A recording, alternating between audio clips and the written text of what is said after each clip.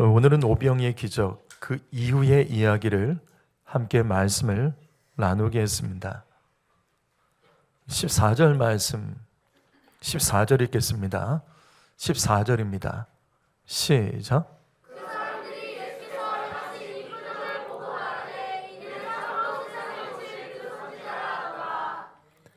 오병이의 기적을 체험했던 수많은 사람들은 예수님을 향하여 세상에 오실 그 선지자라고 하였습니다. 여러분, 이 말씀 다시 보시면 사람들은 예수님을 그냥 선지자라고 하지 않았습니다. 정확히 정관사를 붙여서 그 선지자라고 합니다. 그러면 그 선지자가 정확히 누구일까요? 여기서 그 선지자라고 말하죠. 그 선지자가 누구죠? 메시아? 메시아가 선지자입니까? 그 선지자, 여기 그 선지자는 모세입니다. 신명기 18장 15절 말씀 읽어보죠. 읽어봅니다. 시작.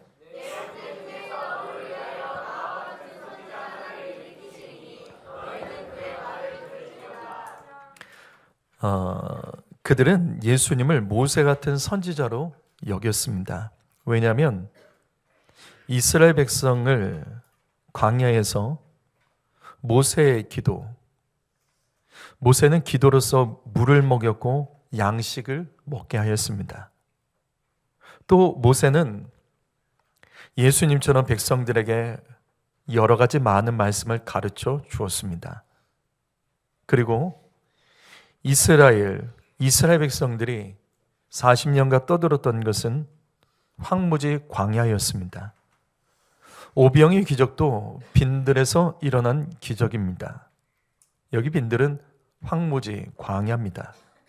그래서 이들은 이 모든 것을 볼 때 오병이의 기적, 이것을 일으킨 분은 모세 같은 선지자다.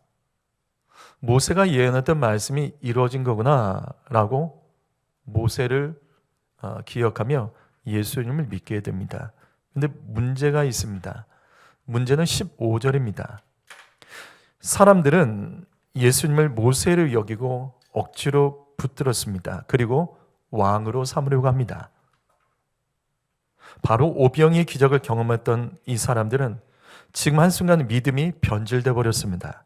왜냐하면 예수님을 왕으로 세우려고 했기 때문입니다. 이것은 잘못된 것이죠. 모세는 하나님의 종입니다.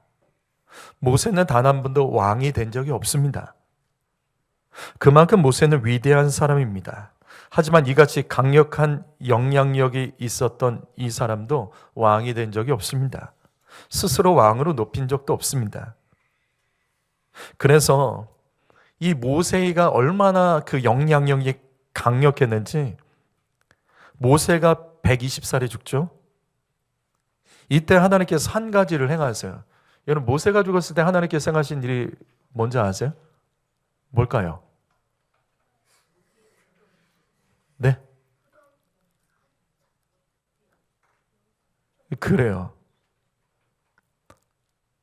모세의 실체를 하나님이 가져가십니다. 자, 한번 이 말씀부터 보죠. 신명기 말씀. 자, 여기 있는 말씀 한번 읽어봅니다. 시작.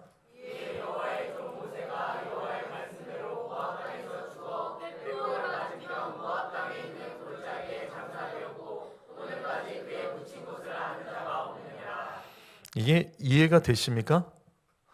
모세 정도에 되는 사람이라면 무덤을 화려하게 만들어야 되는 건 아니에요?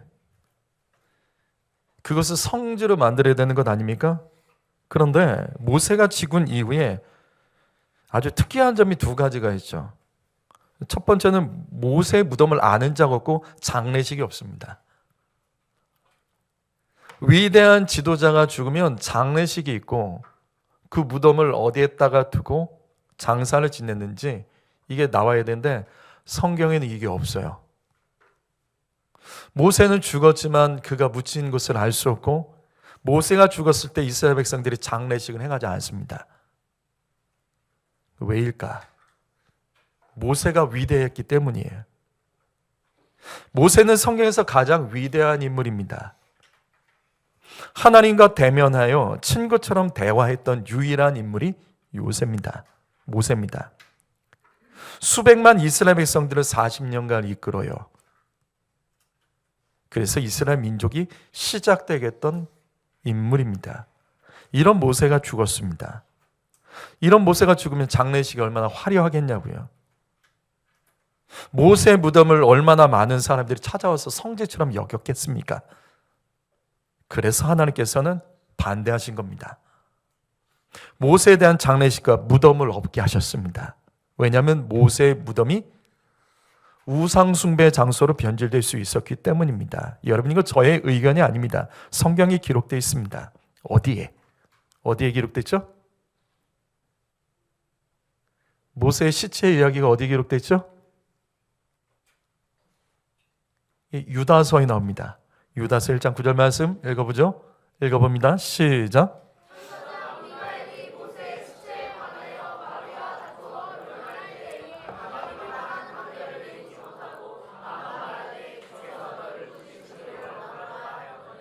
자, 마귀가 모세의 시체를 차지하려고 합니다.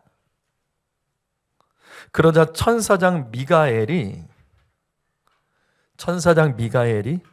마귀와 싸워서 또 마귀를 비방하며 욕하고 싶었지만 하지 않습니다. 다만 천사장 미가엘이 이 마귀를 향하여 너무나도 화가 나서 주께서 너를 혼내주시기 원한다. 마귀를 실컷 욕해주고 싶었는데, 얼마나 악한지 욕해주고 싶었는데 안 하고 주께서 너를 꾸짖어 주기를 원하노라. 도대체 천사장 미가엘이 왜 마귀에게 그렇게 화가 났었을까? 마귀를 비방하고 욕하고 싶었는데 그는 왜 참았을까? 도대체 이 미가엘이 화가 난 이유, 모세의 시체를 차지하려는 이 마귀의 의도가 이게 너무나도 악한 거예요. 너무나도 악할 뿐만 아니라 너무나도 무서웠기 때문입니다. 마귀가 모세의 시체를 차지하여 그것을 마귀가 자기의 방법으로 썼다면 아마 이스라엘 백성들은 이후에 우상 숭배로 멸망했을지도 몰라요. 그래서 하나님께서 미가엘을 통해서 마귀의 계획을 깨뜨리고 모세의 시체를 가져가십니다. 여러분, 열왕기 하 18장 4절에 재미있는 말씀이 하나가 있습니다. 바로 이 말씀이죠. 히스기야 왕 때까지도, 히스기야 왕은 이스라엘, 유다, 남유다의 그 후반부의 왕입니다. 그러니까 북이스라엘은 멸망하고 남유다가 남았을 때 이 히스기야 왕 때까지도 뭐가 있었냐면, 모세가 광야에서 만든 놋뱀 기억하시나요? 자, 놋뱀이라는 것을 만들었는데 장대에 달아 올려서 저주를 사라지게 했던 이 놋뱀이 이 히스기야 왕 때까지도 이것을 사람들이 분양하더라. 무슨 말이, 우상으로 섬겼습니다. 하물며 모세의 무덤이 있었으면 어떻게 됐을까요? 굉장한 우상 숭배의 장소로 변질될 수 있었습니다. 그래서 하나님이 천사장 미가엘을 통해서 모세의 시체를 가져가셨고 아무도 찾지 못하게 하셨고, 모세는 장례식이 그래서 없습니다. 성경에 장례식의 말씀이 없어요. 그런데 오늘 말씀 15절을 다시 보시죠. 오병이의 기적을 경험했던 이스라엘 백성들은 예수님을 모세처럼 높이며 왕까지 삼으려고 했습니다. 이건 절대로 하나님의 뜻은 아니죠. 마귀가 지금 부추기고 있는 겁니다. 그래서 주님은 혼자 산으로 떠나신 겁니다. 성도 여러분, 우리는 이 말씀에서 하나님의 음성을 들어야 됩니다. 여러분, 높아질 때 홀로 기도해 하셔야 됩니다. 여러분, 뭔가 하는 일이 잘 될 때 여러분 혼자 기도하는 시간을 그때 가지셔야 됩니다. 여러분, 내가 어떤 일 하다가 인정받았을 때, 배부를 때, 여러분 그때요, 다른 거 하지 마시고 혼자 기도하는 시간을 가지셔야 되는 거예요. 교만하면 거기서 끝나버립니다. 교만하지 않으려면 내가 교만할 수밖에 없는 자리를 떠나서 홀로 주님 앞에 엎드리셔야 됩니다. 예수님이 그것을 우리에게 가르쳐주신 거예요. 성도 여러분, 죄 짓지 않으려면 죄가 역사하는 자리, 사단이 부추기는 자리를 피하는 게 가장 확실합니다. 술 안 먹으려면 술 먹는 자리에 안 가면 되는 거죠. 욕 안 하려면 욕하는 자리를 피하셔야죠. 믿음 지키려면 믿음이 상실된 자들과 함께 있지 마시고 거기서 도망치셔야 되는 거죠. 교만하여 넘어지지 않으려면 교만한 자들과 같이 있으면 안 되는 거예요. 하나님 앞에 나와서 엎드리면 되는 겁니다. 누가 하나님 앞에서 교만할 수 있겠습니까? 그래서 주님은 주님을 왕으로 부추기며 환호하는 자들 사이에서 도망치십니다. 홀로 산에 가서 기도하셨습니다. 그리고 이어지는 말씀 16절과 17절 말씀 보시면 예수님은 제자들에게도 배를 타고 건너가라, 바다 건너가라, 어디 가버나움이요. 오병이의 기적이 일어난 곳은 베세다였고 강을 건너 바다를 건너가서 배를 타고 건너가면 가버나움이 있어요. 너 거기 가라는 거예요. 너희들 거기 가라. 그리고 주님은 그들을 보내세요. 그리고 주님은 산에서 기도하시다가 뒤늦게 무리를 걸어서 바다 위에 제자들이 탔던 배에 올라타십니다. 그런데 오병이의 기적의 이야기가 여기서 끝나지 않습니다. 오병이의 기적을 경험했던 사람들은 이 기적이 너무 강력한 거예요. 이 기적이 정말 너무 강력한 거예요. 나 혼자 경험했으면 어디 가서 뭐 그냥 비웃음 당해서 말도 못했을 텐데 나 혼자가 아니라 거기 수만 명의 사람들이 경험했기 때문에 이 경험이 너무나도 강력한 거예요. 그래서 그들이 예수님을 계속 쫓아가기 시작합니다. 결국 요한복음 6장 24절과 25절 말씀 보면 베세다에서 오병이의 기적을 경험했던 사람들은 예수님께서 바다 건너편 가버나움으로 가신 것을 알고 거기까지 배를 타고 예수님을 찾아갔습니다. 여러분, 이 말씀에서 배들이라는 구절을 놓치지 마세요. 배가 아닙니다. 복수입니다. 배들이에요. 한두 대가 아니었던 거예요. 여러 배, 많은 사람들이 예수님을 찾아서 가버나움까지 따라간 겁니다. 오병이의 기적을 경험한 많은 사람들이 예수님을 왕으로 삼기 위해서 계속 쫓아가고 있었던 거예요.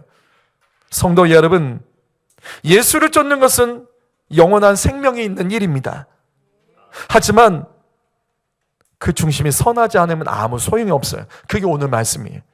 우리가 아무리 예수님을 쫓아도 그 마음에 중심에 선한 것이 없으면 우리가 여기서 예배 드리고 말씀 듣고 아멘하고 찬양하고 기도하는 거, 그 중심이 주님 보시기에 좋지 못하면 선한 열매는 없습니다.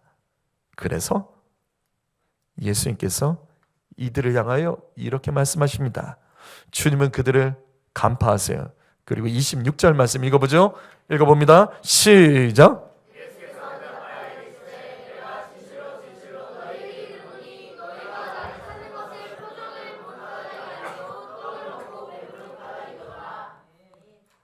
예수님께서는 주님을 왕으로 삼으려는 자들의 높임과 그 박수를 받지 않고 피하셨던 이유가 바로 이겁니다.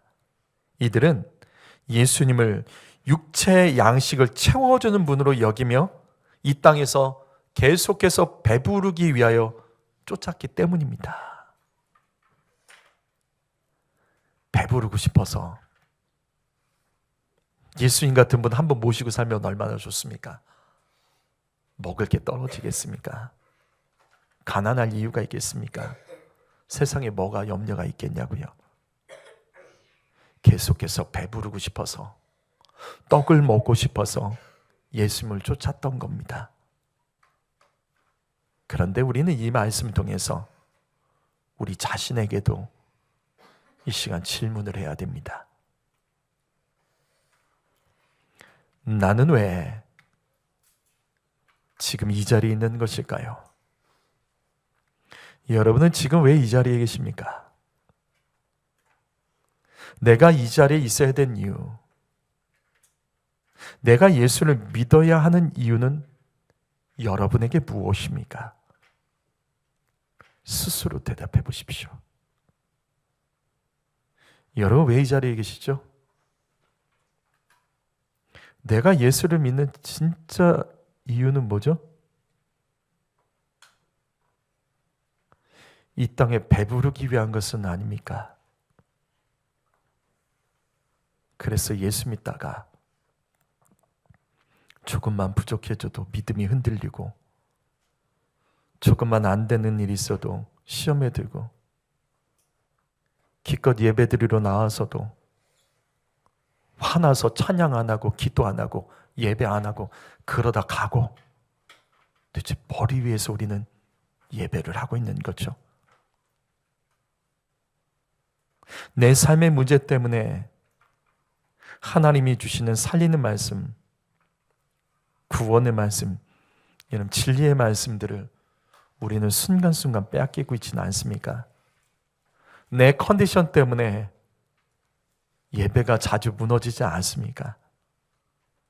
혹시 지금 이 자리에 그 같은 분이 계십니까? 분명 우리는 예배의 자리, 기도의 자리에 나와 있지만 가정의 일, 직장의 일, 다른 사람과의 관계 때문에 뭔가 막혀서 시험에 들어있고 믿음이 순간순간 흔들리는 예수 믿는 모습으로 인해 살아가고 있지는 않습니까? 다시 질문합니다. 나는 도대체 왜 지금 이 자리에 있는 것일까? 나는 도대체 무엇을 정말 원하는 것일까? 내가 예수 믿어야 되는 진짜 이유는 여러분 무엇입니까? 혹시 오늘 말씀에 오병이의 기적을 체험하고도 하나님의 뜻과 사명을 깨닫지 못하고 무엇을 먹을까? 무엇을 마실까? 무엇을 입을까? 이런 세상의 문제들을 해결하기 위해 보험에 들듯이 뭔가 예배 안 나면 찝찝해서 누가 전화해서 자꾸 물어보는 사람이 있어서 그냥 그 자리에 나와서 앉아있다 가시는 성도님들 계십니까?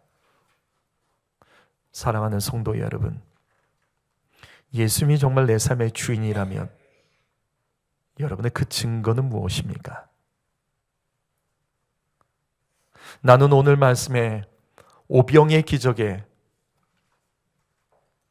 먹을 것을 통해서 배부르기 원했던 이 사람들과 나는 다르다. 정말 나는 다르다면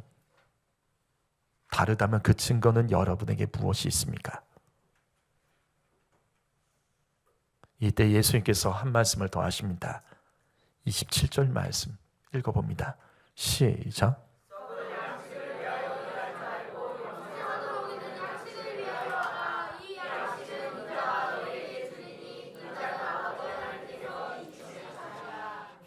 세상에 썩을 양식을 위해 일하는 바보가 어디 있습니까? 도대체 누가 썩을 양식을 위해서 일하고 있냐고요? 무슨 말이냐? 모르는 거예요. 자기가 모르고 있다는 거예요. 여러분, 우리는 썩을 양식을 위해서 일하는 사람 없습니다. 누가 그렇게 바보 같은 짓을 하냐고요? 영생하도록 살리는 양식을 위해서 우리는 일하죠. 근데 아니라는 거예요. 너희가 그렇게 나를 쫓아와도, 나를 찾아도, 나와 함께 있어도 썩을 양식을 위해서 일하는 사람들이 있다는 겁니다.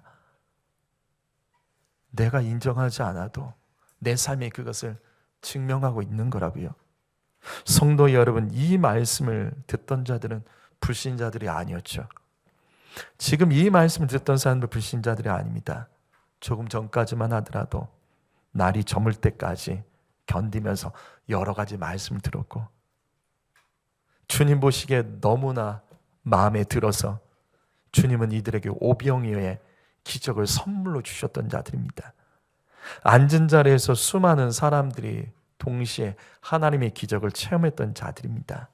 하지만 어느새 배불러졌습니다. 어느새 배불러지더니 교만해졌습니다. 육신이 배부르자 심령의 가난함을 빼앗겼습니다. 육신의 배를 계속해서 채우기 위해서 예수를 쫓는 신앙으로 변질됐습니다. 근데 그들은 모른다고요. 자신들이 썩을 양식을 쫓는 것을 그들은 모른다고요. 모르니까 이렇게 살아가죠. 성도 여러분, 우리가 이렇게 모르고 짓는 죄가 있고 우리가 이렇게 모르게 예수 믿는 것들이 있는 겁니다. 자만하면 안 돼요. 그래서 말씀 앞에 늘 엎드리고 나에게 주신 말씀으로 듣고, 그렇게 하지 않으면 우리는 이렇게 예배 드리다가, 이 자리 채워서 예배 드리다가 앞에서 찬양 인도도 좀 하고 악기도 하고 봉사도 하고 그러다가 주님 앞에 섰었을 때 너가 했던 일은 다 불법이다, 내가 너를 모른다며 우리는 쫓겨날 수도 있다고요.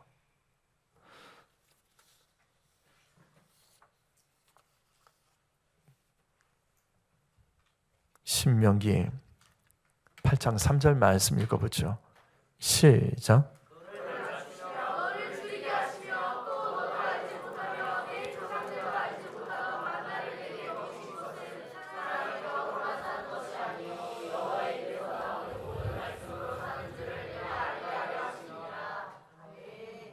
여러분, 오늘 말씀을 들었으면 여러분 이 말씀에서 어떤 것이 보이십니까? 우리가 익히 잘 아는 말씀이죠. 사람이 떡으로만 살 것이 아니요 오직 여호와의 입에서 나오는 모든 말씀으로 살아가는 줄 내가 내게 알려 하심이라. 우리 이 말씀 잘 압니다. 하지만 오늘 말씀을 들었던 우리들은 이 말씀 통해서 무엇이 새롭게 보여지시기 시작하십니까?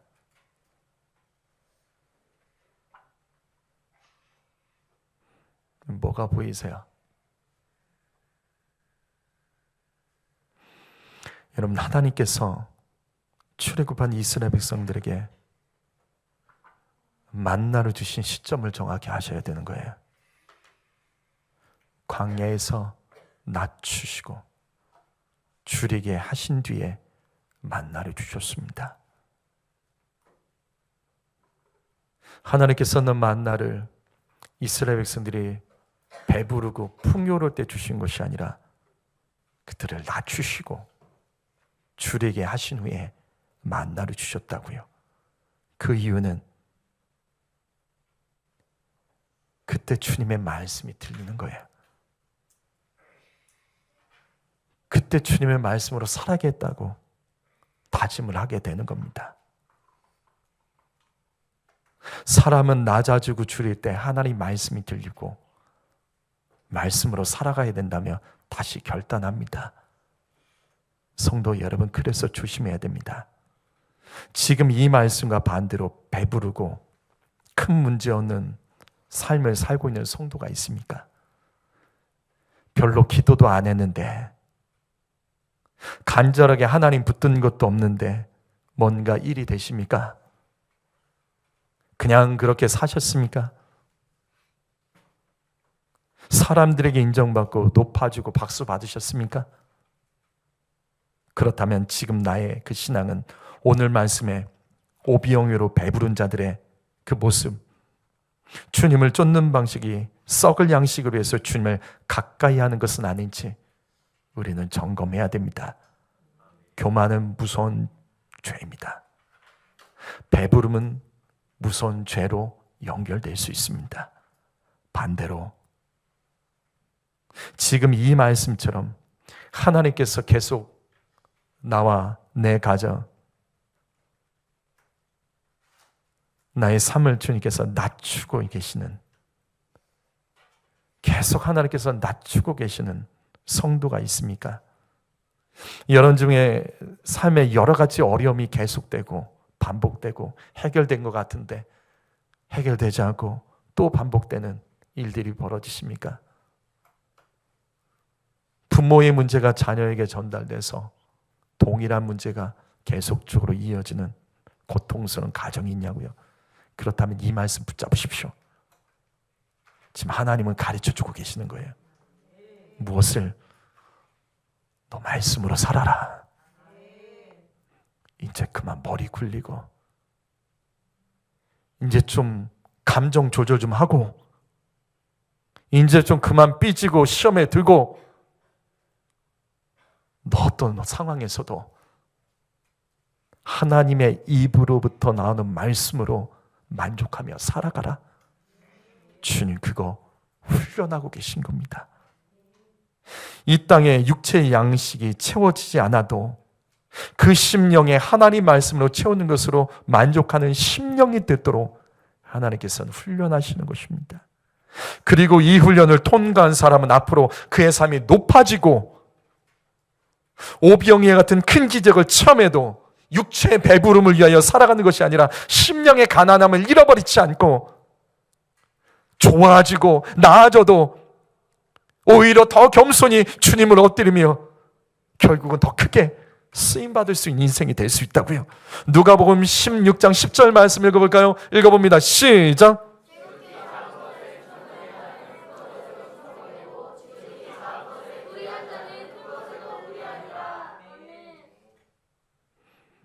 지극히 작은 것밖에 없다며 불평하는 그 기질, 그거 끊어내지 않으면 큰 것을 주님께서 주시지 않습니다. 작은 것으로도 충성하지 않은 자에게 어떻게 주님이 큰 것을 맡기겠습니까?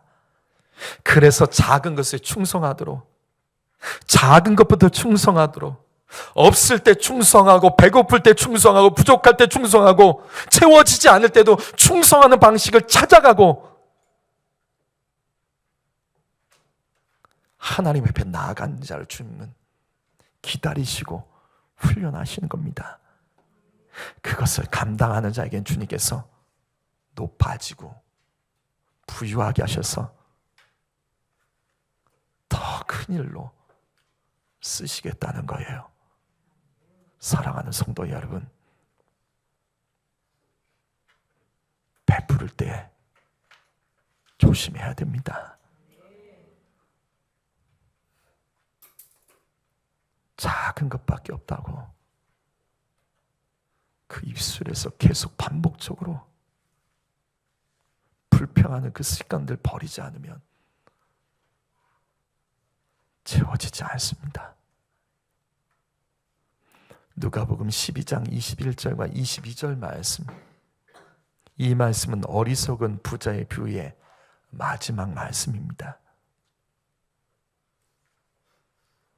한평생 이 땅에 썩을 양식을 채우기 위해서 살았던 그에게 이제 조금만 채우면 다 된 것 같아서, 이제 다 끝났어, 이제는 좀 쉬고 편안히 살 수 있어. 근데 바로 그때 주님 나타나셔서 하시는 말씀, 내가 너 오늘 밤 데려가겠다. 내가 너 오늘 너를 데려갈 거야. 얼마나 당황했을까요? 왜? 내일은 준비하며 살았지만 오늘 주님 만날 준비를 하지 못하고, 오늘 드려야 될 예배, 오늘 주님께 올려드릴 그 헌신, 그 충성을 올려드리지 못했기 때문에 이 사람은 지옥에 갈 수밖에 없는 거예요. 그런데 이 말씀의 핵심은 이 땅의 썩을 양식 때문에 하나님에 대하여 부여하지 못한 자가 있다라는 겁니다. 무슨 말이냐면 이 땅에는 썩을 양식이 이렇게 채워져 있는데 하나님께는 부여하지 못한 자, 텅텅 빈 자, 가난한 자, 쪼들린 자, 하나님 보시기에는 아무것도 없는 자가 있다는 거예요. 세상에서 볼 때는 뭔가 가진 것 같고 쌓여 있는 것 같은데 하나님에 대해서는 부여하지 못한 자가 있다는 겁니다. 그렇다면 이 말씀은 반대로도 볼 수 있는 거죠. 이 땅에 썩을 양식도 많이 있지만 하나님께 대하여 부유한 인생들도 여러분 있습니다. 없는 게 아니에요. 이 땅에 썩을 양식도 부유하고 하나님에 대해서도 부유한 인생이 분명히 있다는 거예요.